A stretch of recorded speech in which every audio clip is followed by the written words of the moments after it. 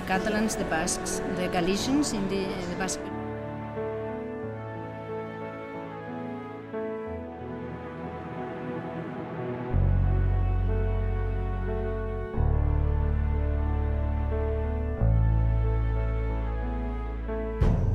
An independent future for Scotland.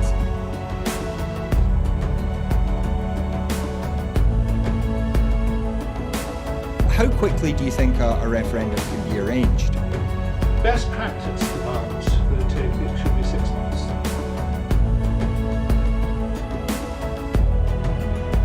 Just looking at the overall share numbers for Scotland at the moment, the SNP 46.4%.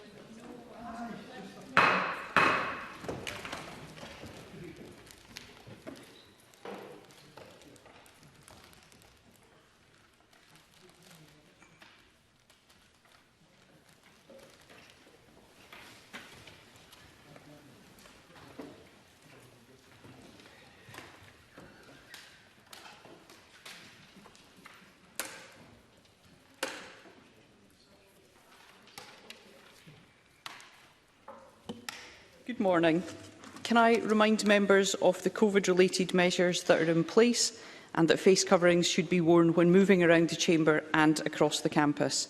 The first item of business is general questions. Question number 1, Murdo Fraser. Thank you, Presiding Officer. To ask the Scottish Government what its position is on the level of ambulance cover across Mid-Scotland and Fife. Cabinet Secretary Hamza Youssef.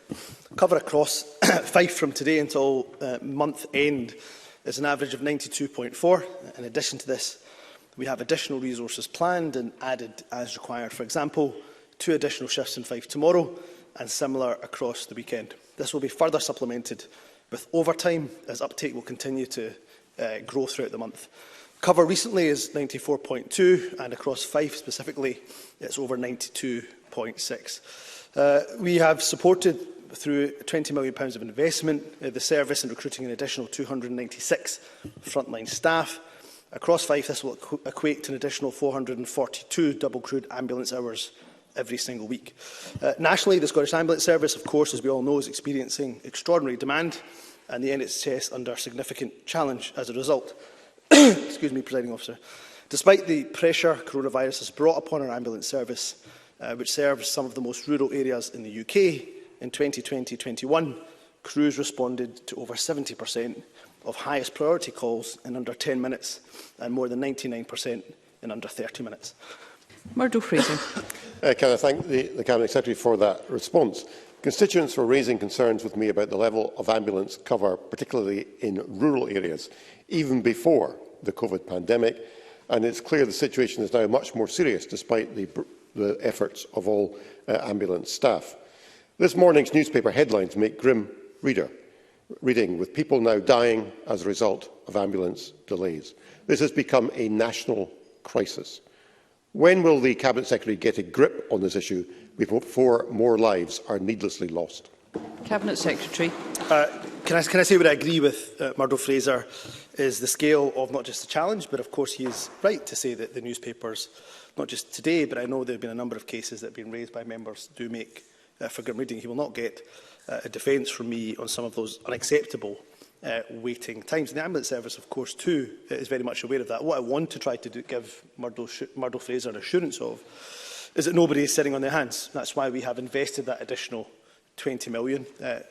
Ambulance staff, including paramedics, technicians, have been recruited, including in the north and in the east region. More will come on board during the winter months. What I plan to do with Parliament's approval is come forward on Tuesday with a further parliamentary statement giving out some of the detail of the other actions that we're looking to bring forward to help ambulance service in remote and rural areas, but right across the country as well.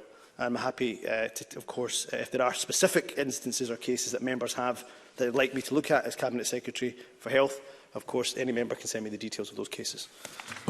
Call Willie Rennie. Staff morale is at rock bottom just now. They are feeling the inordinate pressure. And this investment, to be frank, comes far too late, because Murdo Fraser's right. The problems were evident before the pandemic. So what I need to understand from the Minister is why those decisions about investment and recruiting staff were not made years ago when they should have been. Cabinet Secretary. So I would say to Willie Rennie, I'm happy to provide further detail. We have that investment is from years ago. That investment started 18 months ago.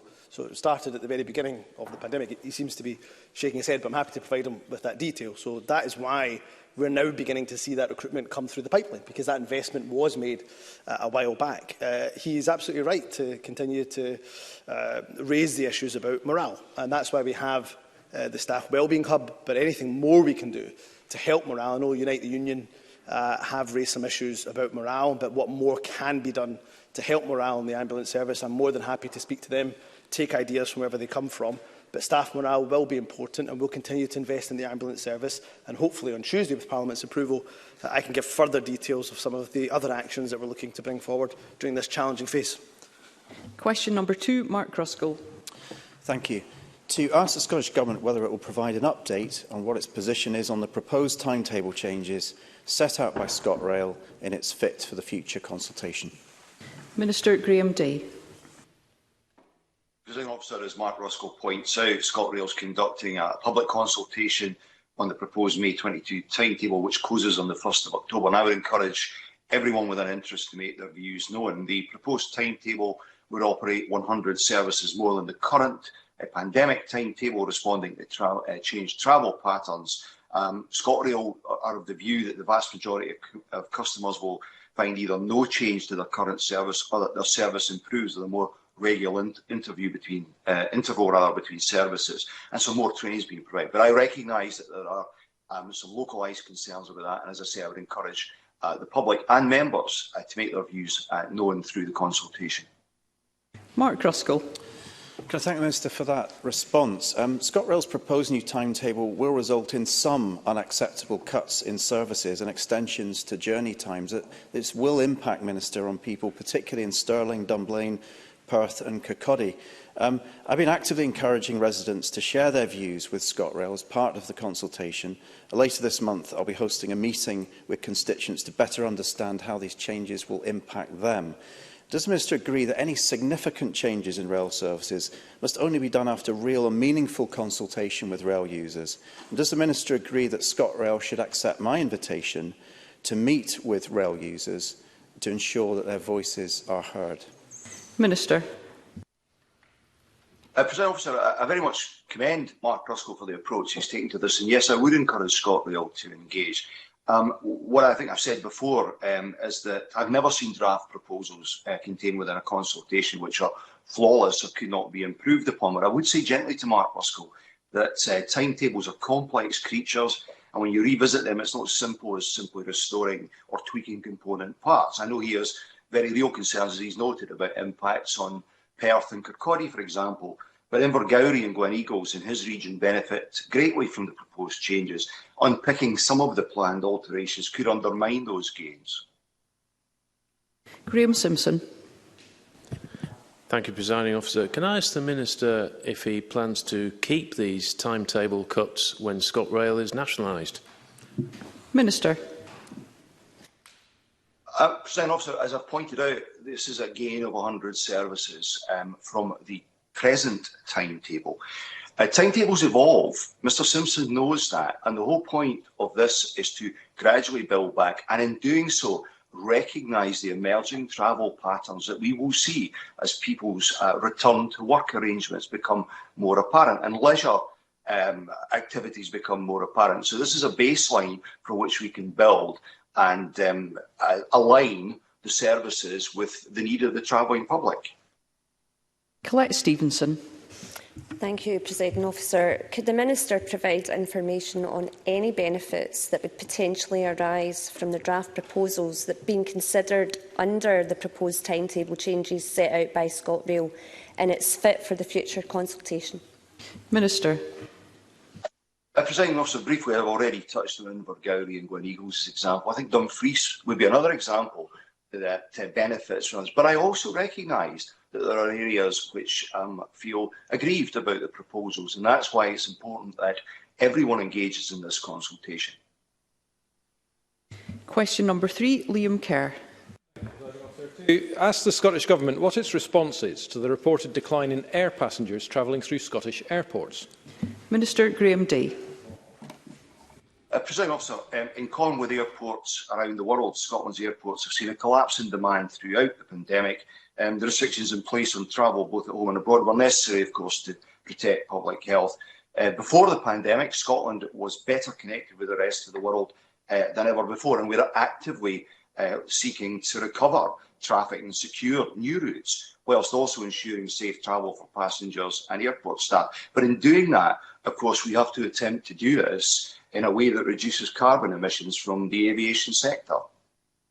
Liam Kerr. I thank the Minister for that answer. Aberdeen Airport recently reported passenger numbers collapsing by 2/3 during 2020, leading to its owner posting pre-tax losses of £131 million. Now, this has had a major impact on the connectivity the Minister referenced, which the North East, already battered by huge business rates, retail closures and poor transport links, can ill afford.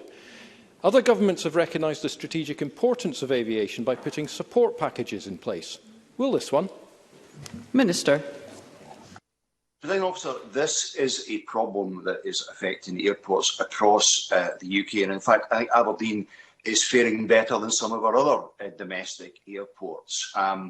There's considerable effort going in by the Transport Scotland aviation team, working with a multitude of airlines and with airports to restore connectivity. And recognising, Presiding Officer, you have a lot of questions to get through. I'll leave it at that, but I will offer Mr Kerr the opportunity to meet and to go through some of this in detail if he would find that useful. Thank you. I call Siobhan Brown. Thank you, Presiding Officer. Can the Minister set out some of the detail on the work that's being done on route recovery in the air travel sector in Scotland? Minister. Presiding Officer, that work is extensive. It has primarily focused in the short term on reconnecting with North America, Canada in particular, but the aviation team is working actively in other areas for wider route recovery. And again, if Siobhan Brown has a particular interest in this, I'm more than happy to meet with her and talk her through the detail. Question number 4, Dean Lockhart. Thank you, Presiding Officer. To ask the Scottish Government whether it will provide an update on its proposals to establish a publicly owned energy company that will generate and supply energy. Cabinet Secretary Michael Matheson. As set out in our manifesto earlier this year and in my written response in June, we will focus government efforts on a dedicated National Public Energy Agency, adapt to the scale and nature of decarbonising 1 million homes and 50,000 non-domestic buildings by 2030. This will provide the coordination required to accelerate the delivery of transformative change, where almost every building in Scotland will switch to zero carbon heating, and will lead on educating the public on required changes, providing financial and non-financial support and expert advice to national and local government to deliver this unprecedented project. Dean Lockhart. Thank you. So we have gone from an energy company that would actually generate and supply energy at lower cost to a virtual agency with no additional budget, no additional staff or resource, as confirmed by the Cabinet Secretary to the Net Zero Committee earlier this week. The Cabinet Secretary tells us that this virtual agency, which is probably a website, with no additional staff or resources, is a better answer and a better way to address the challenges of climate change and fuel poverty. Does the Cabinet Secretary agree with stakeholders that the failure to establish a publicly owned energy company has been a complete policy failure? Cabinet Secretary. Presiding Officer, the challenges which we face have changed very significantly over the course of the last couple of years, and with the publication of our updated climate change plan and the very significant statutory targets we now face in meeting our climate change commitments, we require to decarbonise domestic heating systems and non-domestic heating systems at a very considerable rate over the course of the next 8 to 9 years. Key to achieving that is coordinating the action that will be necessary in order to do so effectively. And that's exactly what a public agency will be able to do. Alongside that, we're also exploring the provision of heat as a service. We consulted on this issue earlier in the year, and we're looking at how that could be delivered potentially through a public energy company. That's one of the aspects that could help to support us in taking coordinated action in tackling issues such as not only climate change, but also fuel poverty. Question number 5, Emma Roddick. Thank you, Presiding Officer. To ask the Scottish Government whether it will provide an update on what support it can provide to people undertaking managed quarantine at Scottish airports who are unable to afford the costs but not in receipt of welfare benefits.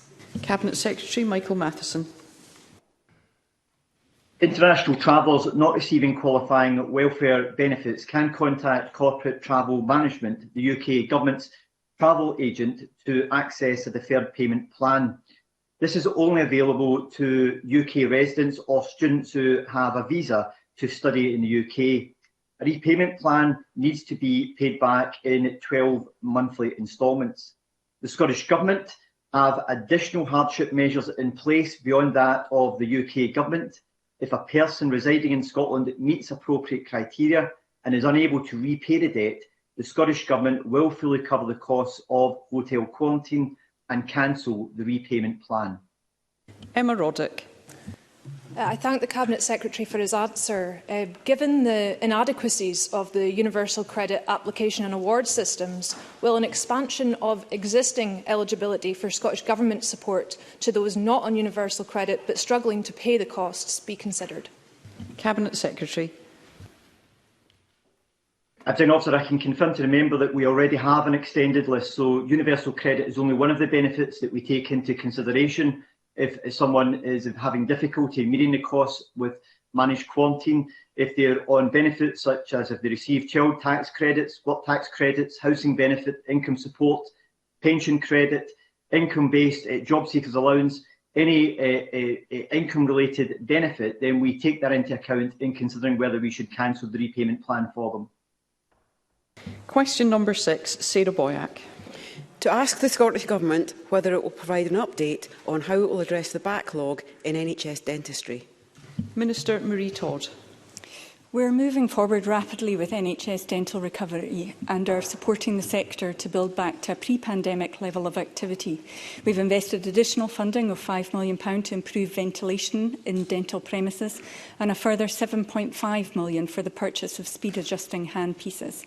These particular pieces can be used in a wide range of clinical procedures where standard non-aerosol precautions may be applied. These measures, alongside a 50% increase in the amount of free enhanced PPE available, will make it possible for NHS dental teams to see substantially more patients while operating under the current infection prevention and control measures required for safe operation of dental treatment. Sarah Boyack. Can I thank the Minister for her reply? I have also previously received a response saying that a record number of people are registered with an NHS dentist, but constituents are writing to me concerned that they're still unable to find an NHS dentist who they can register with, that the delays in appointments are not getting shorter, and I'm aware of NHS dentists who have gone private. So is the Minister not concerned about this state of affairs, and what action is the Scottish Government taking to fix it? Minister. I am concerned about the state of affairs. The challenge for dentistry is the aerosol-producing procedures and the infection prevention and control measures that are constraining the level of activity they can undertake. As we emerge from the pandemic, we will expect the situation to improve. Dental practices will be able to register and see new patients. At present, because of the restrictions, it's more difficult for dental practices to see new patients. As the arrangements for dental registration is made through the local health board, then a patient who is having difficulty finding NHS dental care should contact the health board first in order to access appropriate care. If there are examples of patients being offered private care instead of NHS care, then that is completely wrong. It's completely unacceptable. An NHS registered patient should not be offered private dental care if the same treatment is available on the NHS. And instances of that behaviour should be reported to the NHS board. If you have examples of that, I'm happy for you to write to my office and my officials will pass that information to the relevant board. Thank you. That concludes general questions. The next item of business is First Minister's questions. I intend taking both constituency and general supplementaries after question 2, so please press during question 2 for such a supplementary, and I'll take supplementaries to questions 3 to 6 as they arise, so please press during the relevant question, and if we have any time in hand following question 6, I'll take outstanding questions. And I call Douglas Ross question number 1. Thank you, Presiding Officer. Last week I raised the crisis in Scotland's ambulance service. I said that these scandalous waiting times could cost people's lives. This morning, we all read in shock and horror about 65-year-old Gerard Brown, who died after a 40-hour wait for an ambulance. When the paramedics reached him, all they could do was pronounce him as dead. His body was still warm. His son Dylan said the hardest part to accept was that his father's GP had told him that if they got to him, your dad would still be here. Just think about that. Being told if they got to him, your dad would still be here. So what does the First Minister have to say to ambulance crews who turn up to try and save people's lives only to pronounce them as dead? What does the First Minister have to say to Gerard Brown's GP who said, this is third world medicine? And what does the First Minister have to say to Dylan Brown, who is grieving the death of his father, who should still be alive? First Minister. Well, firstly, my condolences are with Mr Brown. The individual cases that are reported in the media this morning obviously require to be fully and properly investigated, and it would not be right for me to preempt those investigations. But what is reported is unacceptable, and I am in no doubt about that. And as I said last week, our ambulance service is working under acute pressure right now, largely due to COVID. I want to take the opportunity to thank our paramedics and technicians for the work they are doing in such difficult circumstances. While they are responding heroically to these challenges, I recognise that some people are not getting the standard of service that they should be getting, or indeed the standard of service that the Scottish Ambulance Service wants to deliver. That is not acceptable, and I apologise unreservedly to anyone who has suffered or who is suffering unacceptably long waits. A range of actions have already been taken to address these challenges. For example, additional funding to support new recruitment. A number of additional actions are currently under active consideration. I'm happy to summarise these in further exchanges, but I can confirm now that this includes consideration of seeking targeted military assistance to help deal with short-term pressure points. Such military assistance is already being provided to ambulance services in England, and of course we have had military assistance for other aspects of the pandemic over the past 18 months. I will be meeting personally with the Scottish Ambulance Service to assess their progress on all of the actions that are being considered, and the Health Secretary will be making an update statement to Parliament next week. This is a service under acute pressure. I think people understand the reasons for that pressure, but the obligation is on Government to work with the service to ensure that it can meet those pressures in the interests of patients across the country. Douglas Ross. The First Minister says these cases will be fully and properly investigated, but this shouldn't be happening in Scotland in 2021. When I raised concerns about people dying waiting for an ambulance last week, it was met with groans from the SNP backbenches, and the First Minister didn't answer. Since then, every day, we have heard of tragic, life-threatening waits for ambulances, like an 86-year-old woman who lay in agony on a hard kitchen floor for 8 hours with a broken hip. Just this morning, Evelyn from Kilwinning called a phone in to raise a 23-hour wait for an ambulance for her husband. She thinks that eventually, and these are her words, their luck is just going to run out. Last week, the First Minister wouldn't accept the ambulance service is in crisis. Surely the last 7 days have changed her mind. Will she now accept that the ambulance service in Scotland is in crisis? First Minister. I do not challenge in any way, shape or form the extent of the pressure that is on our ambulance service and indeed on all parts of our National Health Service. It is incumbent on me as First Minister with all of my colleagues across Government to support the service as it faces up to these challenges. These challenges are largely caused by the COVID pressure, which is increasing the overall degree of pressure that our health services are under.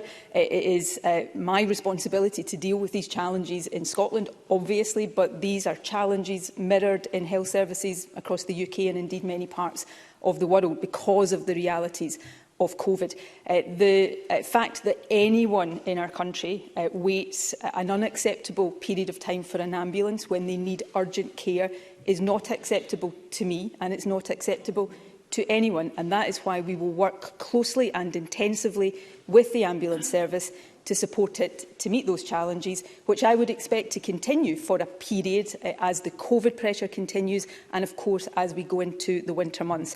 I set out last week some of the actions that we have already taken, significant additional funding to support significant extra recruitment of paramedics and technicians in our ambulance service.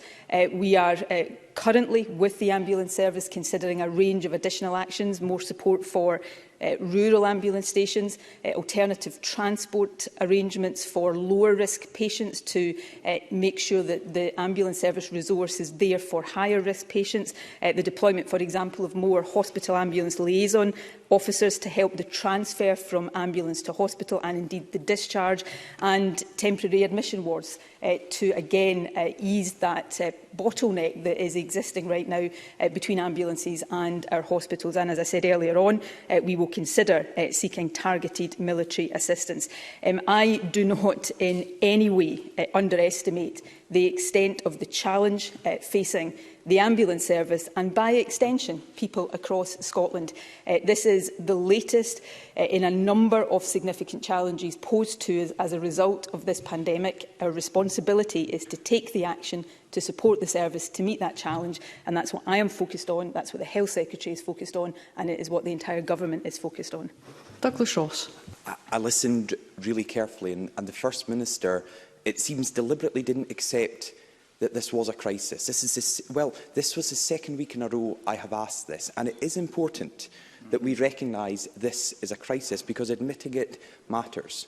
So I hope the First Minister will stand up and admit it, because it then means that the Government can start looking for help in tackling the problem. She's mentioned considering the targeted military assistance. That was a call from the Unite Union.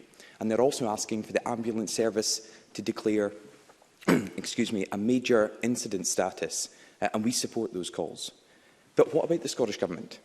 Humza Yousaf's response is to tell people to think twice before they call an ambulance. Think twice before they call an ambulance. That is dangerous and it is reckless. Will the First Minister apologise and withdraw those remarks on behalf of the Scottish Government? And will she tell people they should never think twice about calling an ambulance in an emergency? First Minister. Firstly, Presiding Officer, I think what people are looking to me for and to the Government for is the action to deal with the situation we face. I think that's more important than what we choose to call it. I am not trying in any way to evade the reality that we are currently experiencing, and it is our frontline health workers who are experiencing it, probably the most challenging combination of circumstances that, or at least one of the most challenging combination of circumstances that our health service has faced since its establishment. So there is no sense in which I am seeking to underplay that at all. Douglas Ross said that the ambulance service should declare a major incident. Let me just explain that the ambulance service operates at different levels of escalation. It is currently operating at level 4 of its escalation plan, which is the highest level. So again, terminology here shouldn't be allowed to mask the reality. This is an ambulance service operating at its highest level of escalation. It is, for example, deploying a national command and control centre as part of that to better utilise resources across the country. And we will continue to consider all ways in which we can utilise and deploy additional resources, and some of what we are currently considering with the ambulance service I've already set out. Let me finally turn to the comments of the Health Secretary. What the Health Secretary was saying is things that Health Secretaries have said for many times. I remember saying it myself when I was Health Secretary. I've seen comments from ambulance services in every part of the UK over the last few days saying exactly the same thing, which is where people require intervention from the health service that would better come from parts of the service other than the ambulance service, then we should encourage them to do that.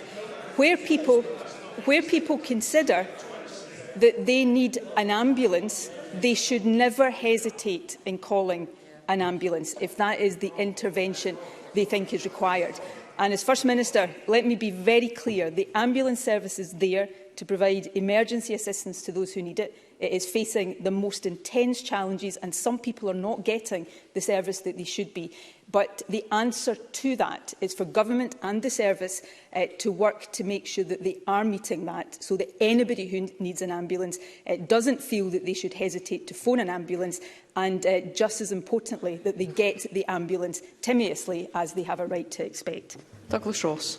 First Minister is saying, and I wrote it down, she's not trying to evade the reality. Why will she not then just accept that in Scotland our ambulance service is in crisis? We are hearing it day in, day out from people across Scotland. We are hearing it from the front line, from the paramedics, from the technicians, and we are hearing it from Unite the Union and others. And I'm sorry, but I cannot sit here and listen to the First Minister say that the comments from the Scottish Government's Health Secretary are the same we are hearing elsewhere in the United Kingdom. I have heard no one else in the United Kingdom telling people to think twice before they call an ambulance.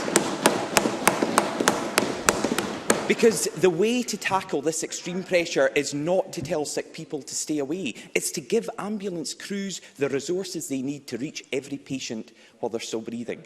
The Health Secretary should be providing solutions. Instead, Humza Yousaf is the problem. This summer, he used misleading figures about children with COVID. He wasted months on a flimsy NHS recovery plan that isn't cutting it. And yesterday was a new low.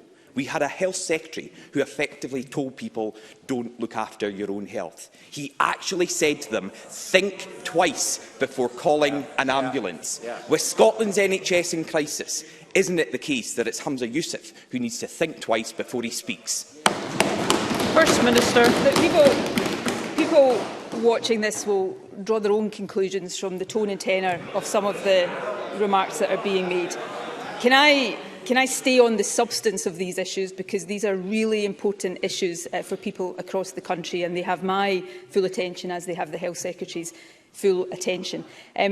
Douglas Ross is continuing to question me about terminology, so let's just be clear. This pandemic has created, not just in Scotland but across the UK and much of the world, crisis conditions for our health services. That includes the ambulance service, which is at the front line of the response of our health service for so many patients who need it. But the point I'm making is that whatever somebody like me chooses to call it is less important than what we do to support our service in meeting these challenges. And I think people listening today will have recognised that there is a range of actions that we are already taking. So there are almost 300 additional paramedics and technicians. Excuse me, sorry, First Minister, just a moment. I appreciate this is a very important, emotive issue and that people are rightly passionate, but could we please hear the First Minister? Thank you. There are a range of actions that have already been taken. So, as I was saying, Presiding Officer, almost 300 additional paramedics and technicians being recruited to help meet the challenge, a whole range of ways in which we are supporting the service. And while in saying this, I am in no way seeking to underplay how unacceptable long waits are for anybody who experiences that. Of course, many people who phone an ambulance, the majority of people who phone an ambulance get an excellent service from the paramedics and the technicians who are providing that. We are considering a range of additional actions, and I've set out what some of those are. The Health Secretary will make a statement next week to update on those. These are matters. Somebody shouting at me, why next week? Because that will be the next parliamentary opportunity to make a statement.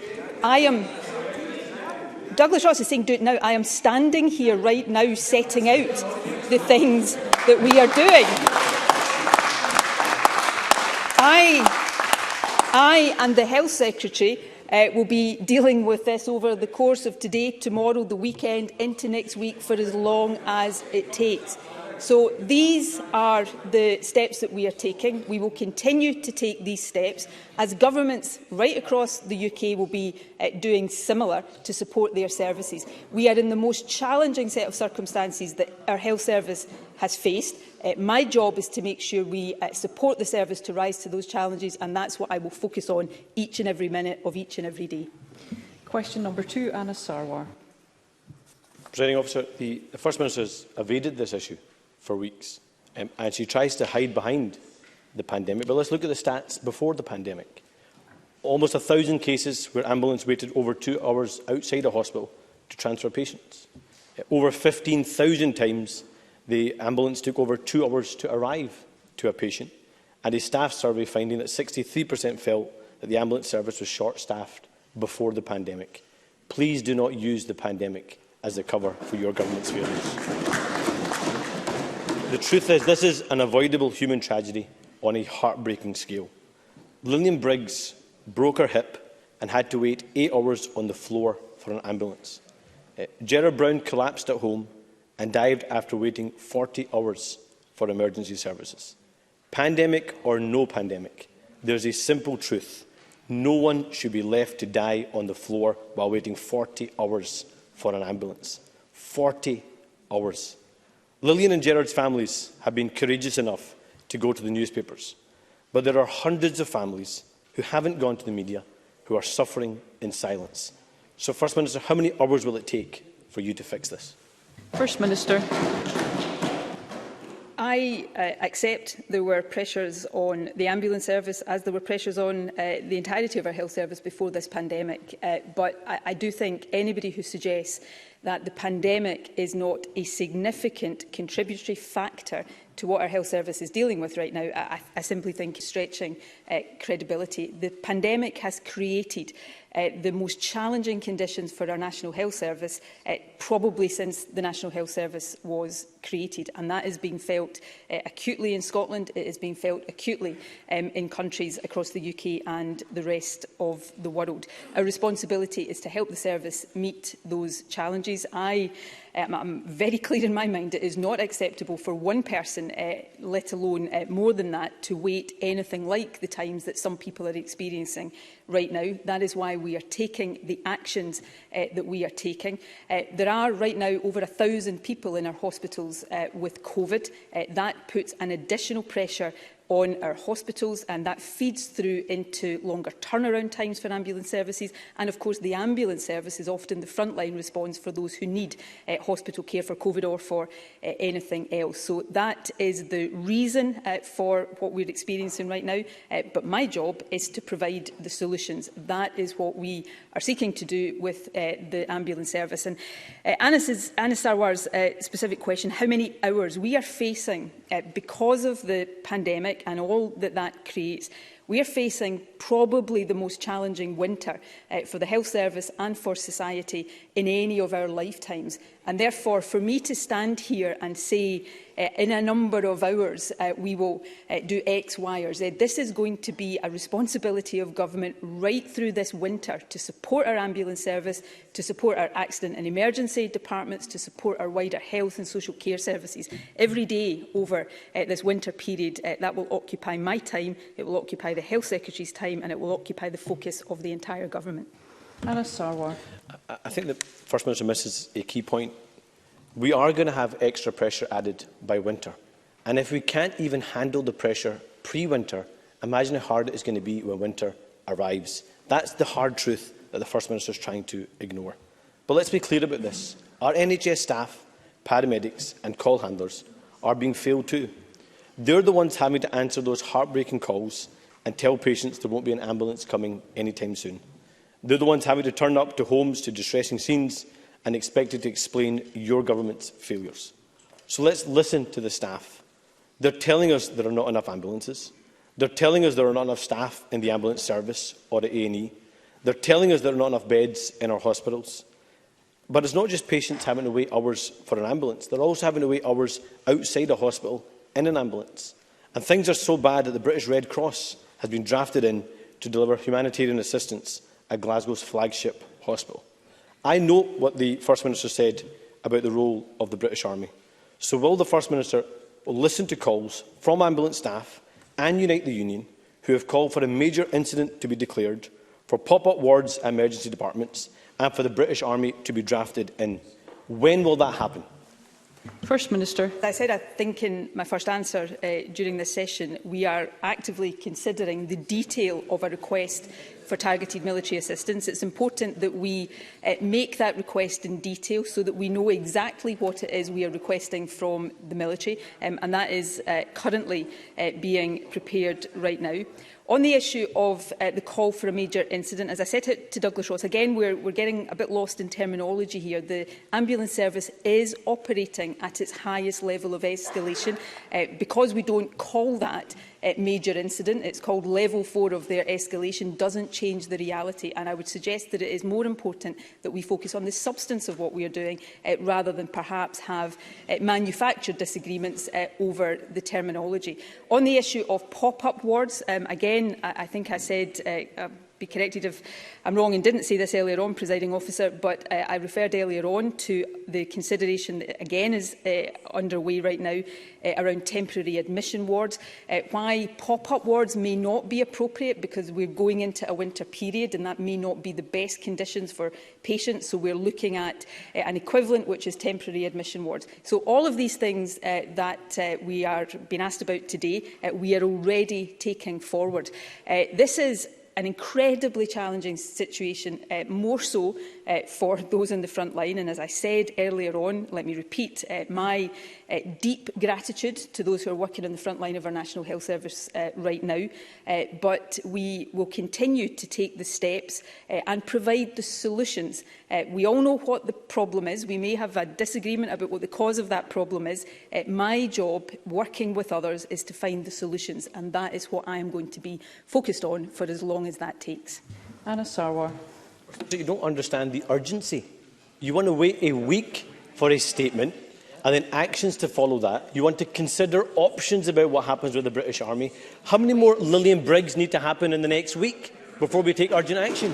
How many more Gerard Browns need to happen in the next week before you take urgent action? Urgent action needs to happen today, tomorrow, the day after, not wait a week for this government to wake up. So the First Minister says she's taking action, but for months her and her Health Secretary have been in denial. Things are getting worse. People can't afford to wait, and these problems are years in the making. 600,000 people are waiting on waiting lists for treatment. We have record-breaking A&E waiting times, and people are tragically dying waiting for ambulances. The First Minister likes to remind us that the buck stops with her. It does. So how many more families will have to suffer? How much more stress will our workers have to endure? And how much more time does she expect people to give her and her Health Secretary to fix this mess? First Minister. The buck always stops with me, and whatever people agree or disagree with me on, I've never tried to shy away from that, and nor will I ever shy away from that. With the greatest respect to Anna Sarwar, government doesn't simply operate when Parliament is sitting. I'll be going back to my office after the session of First Minister's questions to, for example, finalise the detail of the request for military assistance so that we can submit that as quickly as possible. We will be going back to finalise the other additional actions we're taking, which of course are in addition to the actions that have already been taken.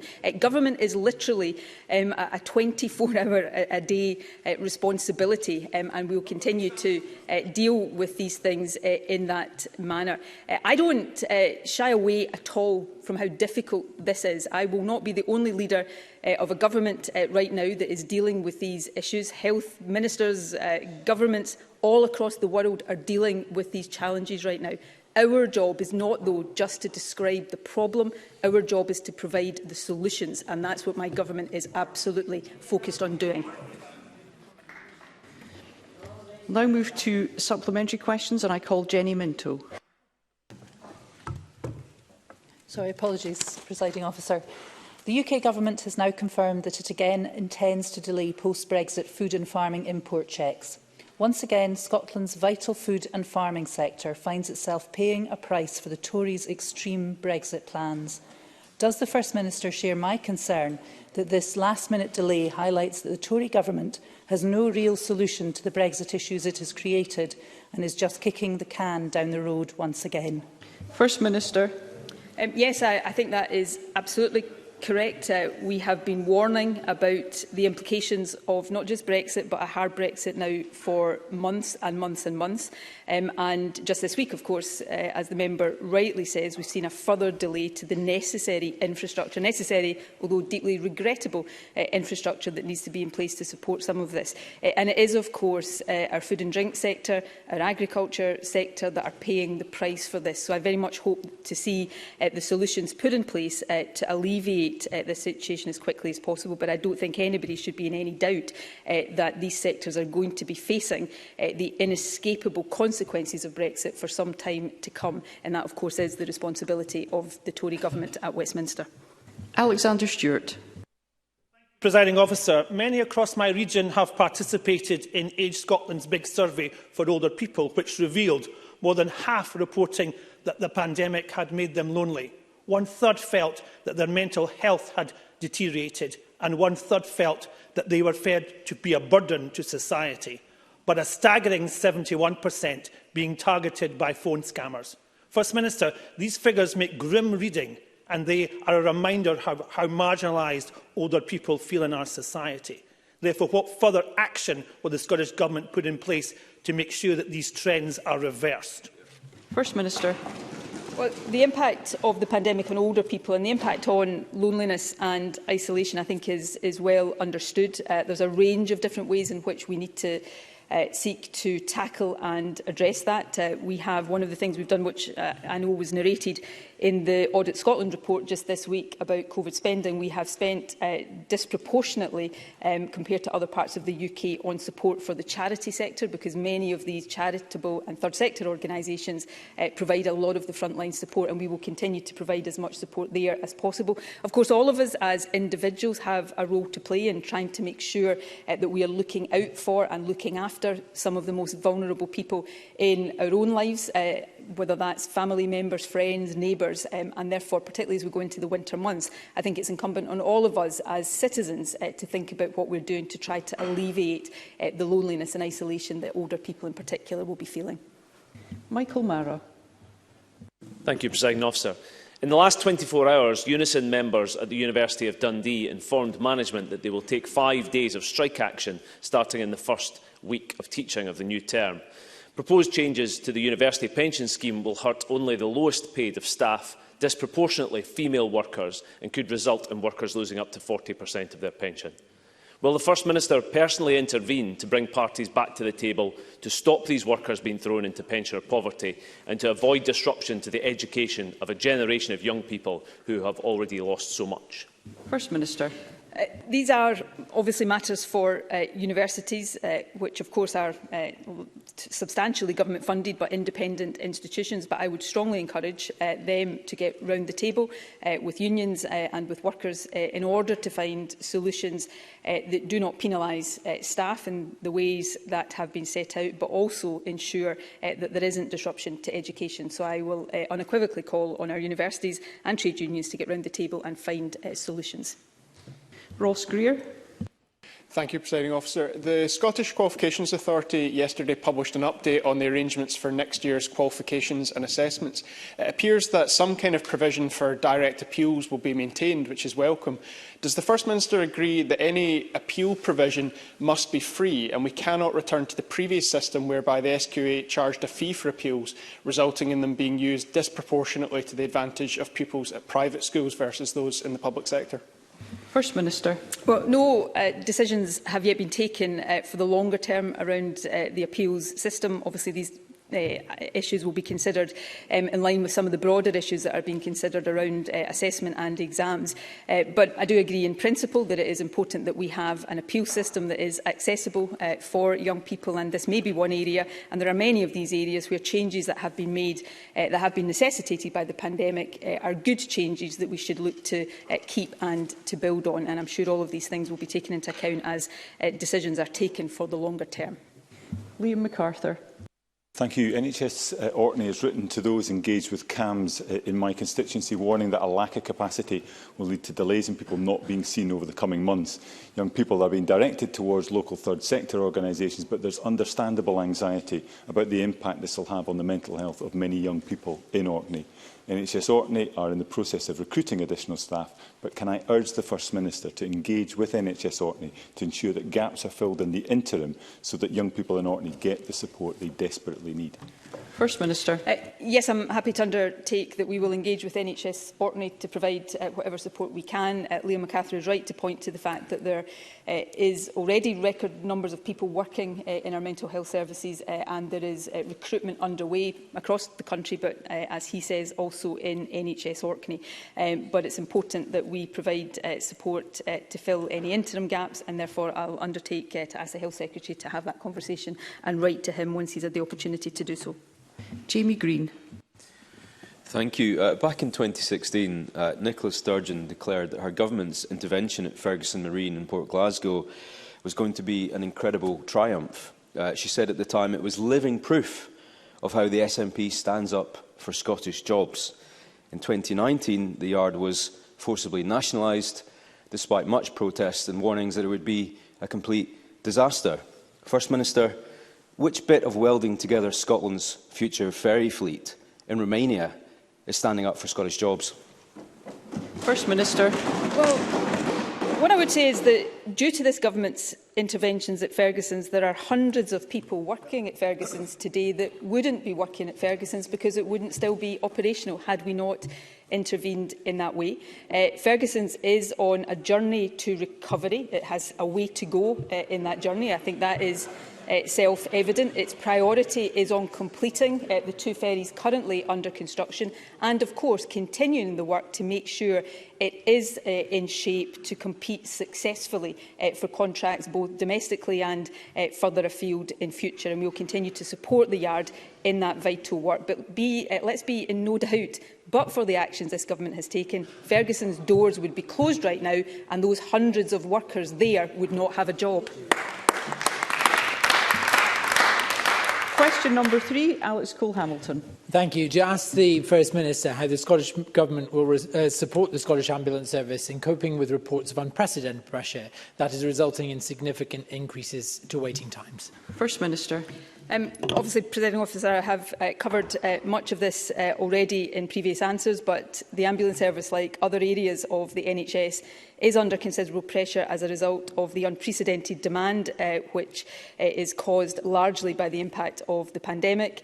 Our ambulance service staff are doing a heroic job delivering emergency health care to the people of Scotland, but some people are, as I've already reflected on, waiting far too long for ambulance services. We're in constant dialogue and engagement with the ambulance service. We have provided additional funding. We've taken a number of actions already, and as I've set out previously today, there are a number of additional actions currently under consideration. Alex Cole-Hamilton. I'm very grateful for that reply. We've heard the stories of Lillian Briggs and Gerard Brown, but they are not alone. I have mentioned Catherine White before. She's a retired nurse of 40 years and given her life to the care of others, but she waited 15 hours for an ambulance last month. Well, she fell again last week. She suffered fractured feet, a fractured pelvis and delirium, yet she waited another 8 hours for help. Only when my constituent told operators, "My mum is dying," did the ambulance come after yet another hour. The ambulance service have been failed by this government, just like Lillian and Catherine. This isn't just the pandemic. They simply don't have the resource to prioritise these cases. Calling in the army is evidence of a government that has done too little, too late. So can I ask the First Minister what discussions she has had with the service about the integration of the armed forces and when she expects them to be deployed? First Minister. Discussions are underway. As I said, we will be finalising the request for military assistance shortly. But that is one of many actions that we are taking. We are providing additional resource. I think revenue funding, resource funding to the ambulance service is at record levels. I think staffing is at higher levels than it has been in previous years, and there is further recruitment underway.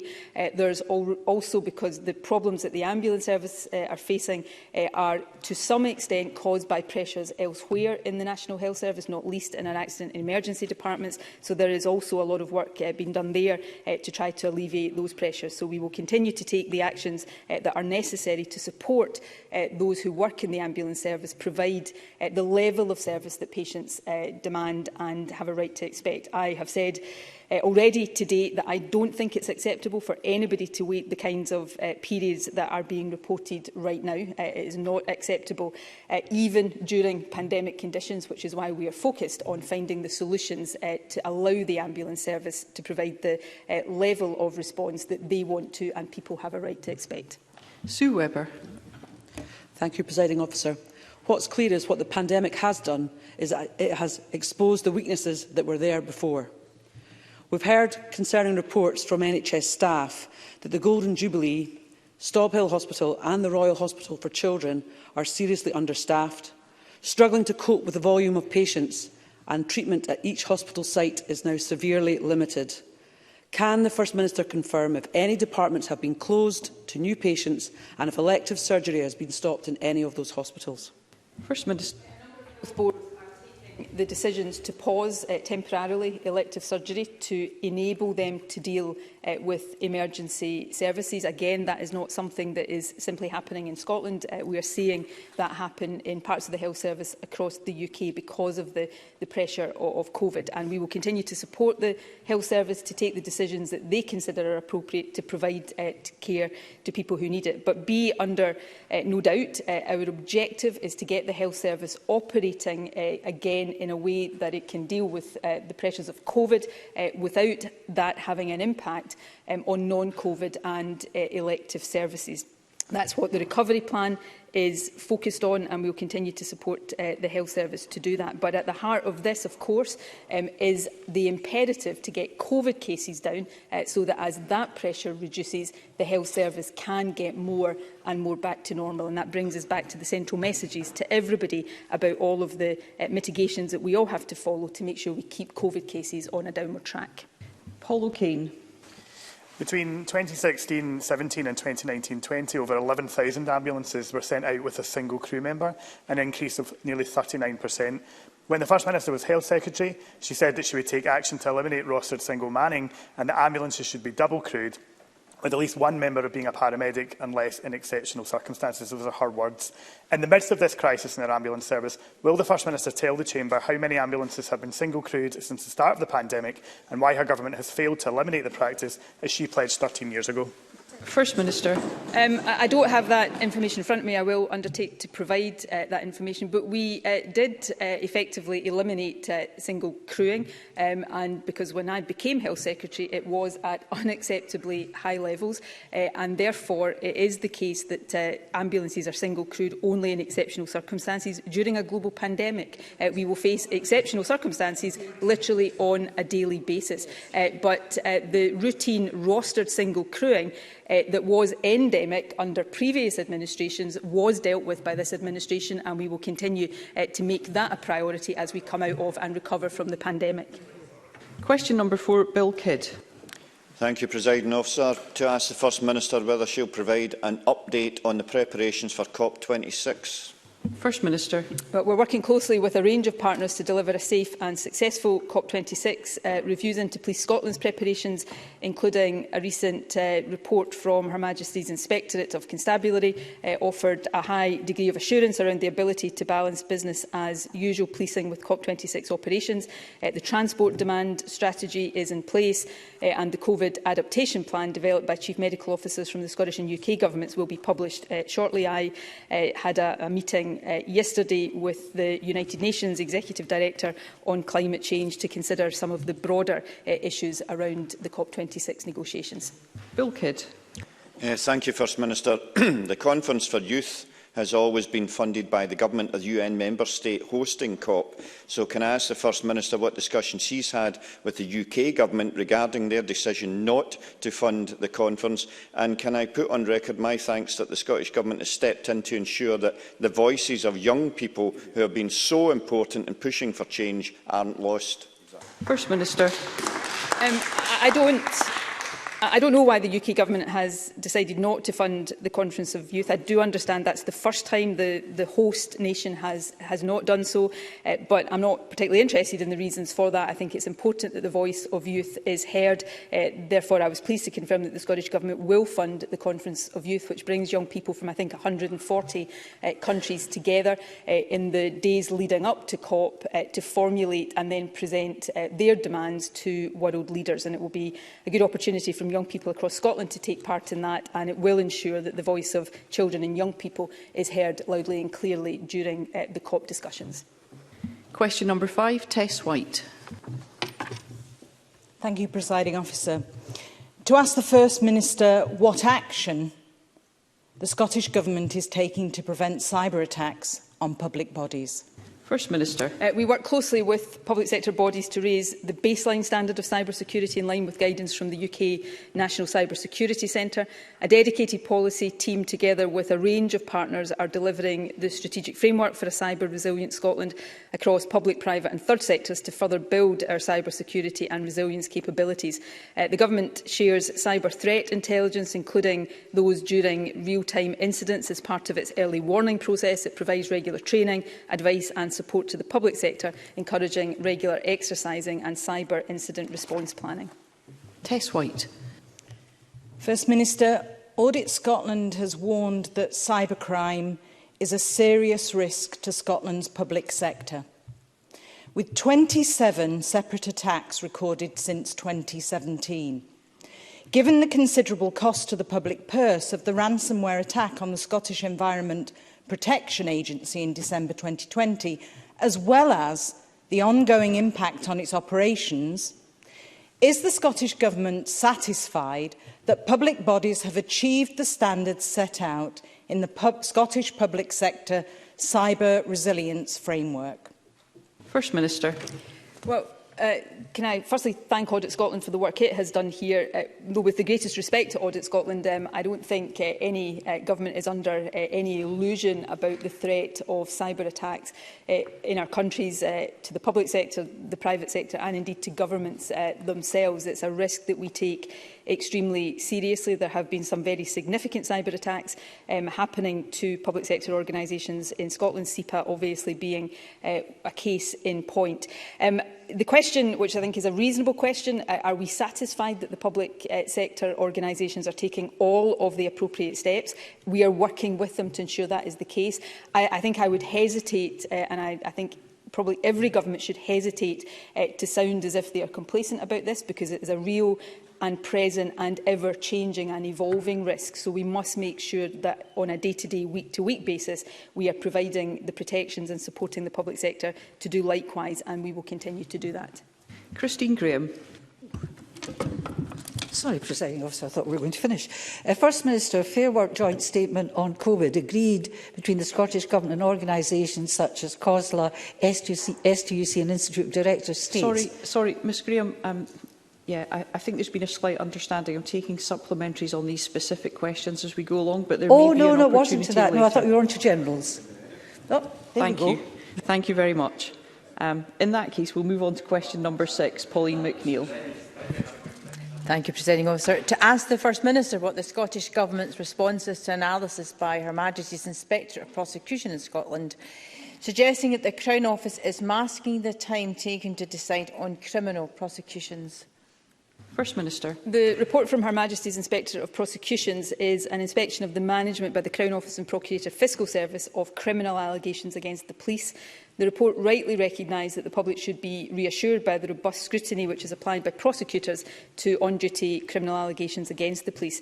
The report noted a historic practice of freezing targets while further information was awaited from an investigating agency. That practice ceased in April this year, meaning it will not have an impact on target performance in this reporting year. It was an administrative exercise having no impact on the investigation or outcome of any cases. The Lord Advocate, and of course this is entirely a matter for the Lord Advocate, is carefully considering all recommendations in the report and will make changes where appropriate to implement them. Pauline McNeill.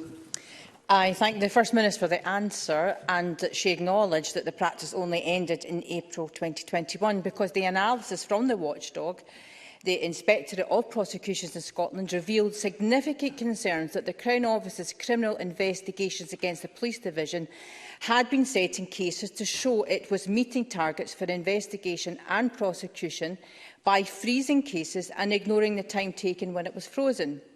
In another analysis by the watchdog last year, the resetting of key target dates also led to unacceptable delays in progressing sexual crime cases, which it said masked the true journey time of these cases.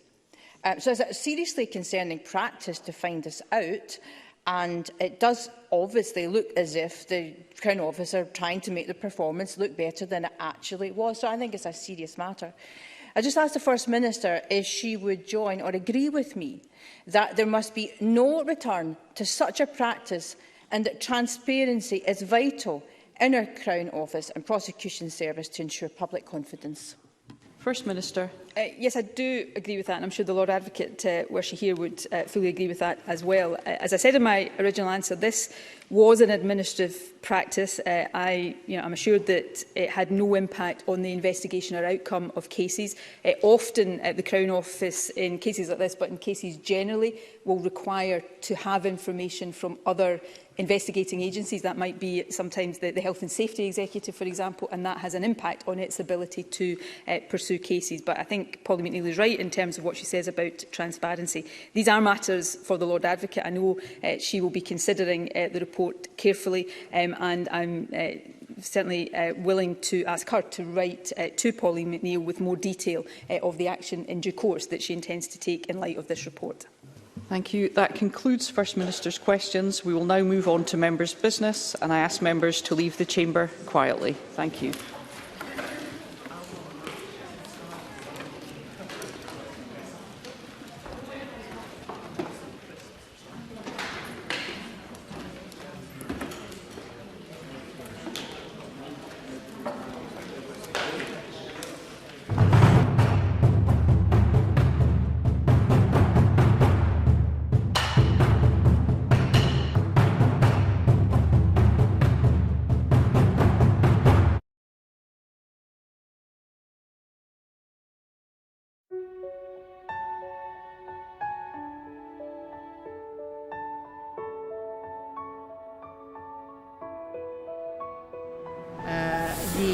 the Catalans, the Basques, the Galicians in the Basque.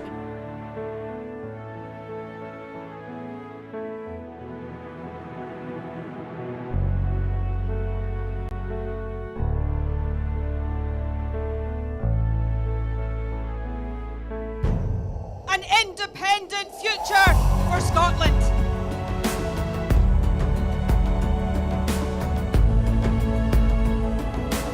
How quickly do you think a referendum can be arranged? Best practice demands that it should be 6 months.